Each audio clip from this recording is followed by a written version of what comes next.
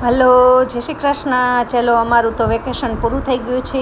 વિન્સીબેન મગભાત ખાય છે અને કહે છે કે આખા વેકેશનમાં કેટલા જાડા થઈ ગયા, હવે મમ્મી પતલું થવું પડશે, એટલે આવું ડાયટિંગવાળું ફૂડ જ બનાવી દે છે એટલે પતલી થઈ જાઉં. પછી વેકેશનમાં આવેલા થોડા ઘણા પૈસા લઈ અને બેન સ્ટેશનરીમાંથી જો વ્હાઇટનર ને પેન ને એવું બધું જાતે સાયકલ લઈને લઈ આવ્યા. એને થોડી જરૂર હતી એટલે મને ઘરે આવીને બતાવે છે અને પૈસા કાઉન્ટ કરાવીએ કે મમ્મી બરાબર છે ને.